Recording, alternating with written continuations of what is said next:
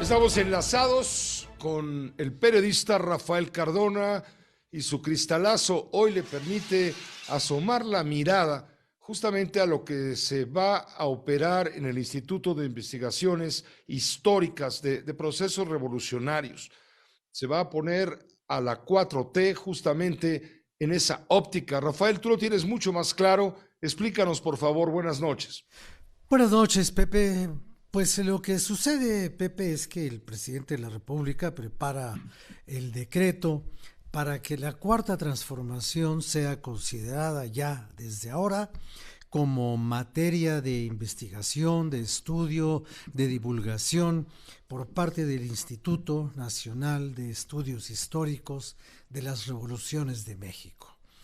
Tendríamos que explicar un poco qué significa este instituto, que antiguamente se llamaba únicamente de Estudios de la Revolución Mexicana.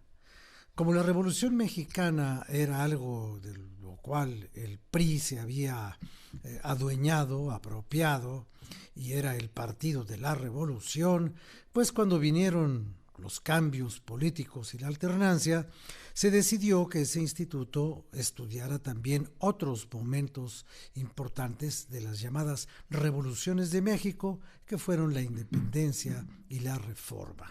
Y entonces eso ya englobaba un periodo más amplio y varias materias más de estudio. Nadie duda que la Revolución Mexicana ha sido un hecho histórico, como histórico fue el larguísimo movimiento de independencia que duró 11 años, o la reforma que duró unos pocos de años menos. Ni qué hablar de lo que estamos viendo ahora, en donde ha habido un gran discurso sobre la transformación, pero no ha habido ninguna transformación.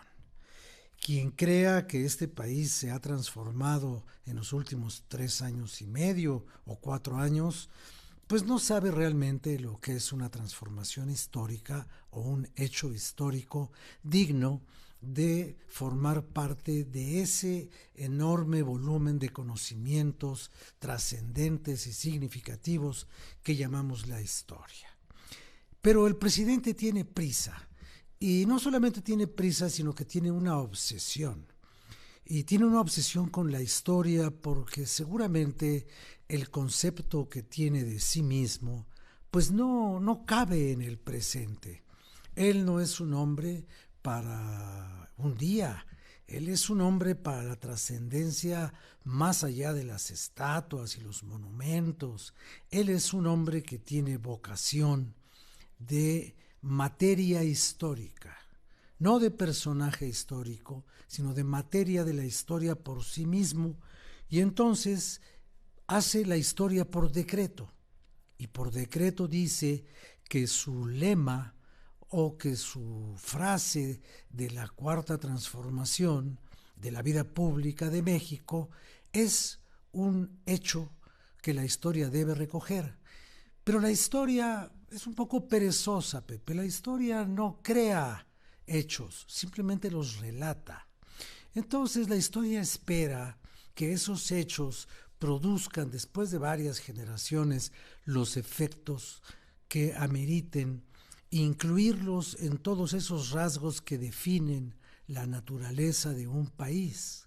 Y entonces se explican los hechos a través de su trascendencia en el tiempo. Aquí no podemos hablar de una cuarta transformación, primero porque este gobierno que la promueve ni siquiera ha terminado. Y segundo, porque ese proceso pues necesita una continuidad y esa continuidad tampoco se ha dado. Esa va a ser la tarea de las corcholatas, convertir en un hecho lo que hoy es un decreto o un capricho. Gracias, Rafael, gracias. Buen fin de semana. Buenas noches. Gracias, Pepe. Buenas noches. Vamos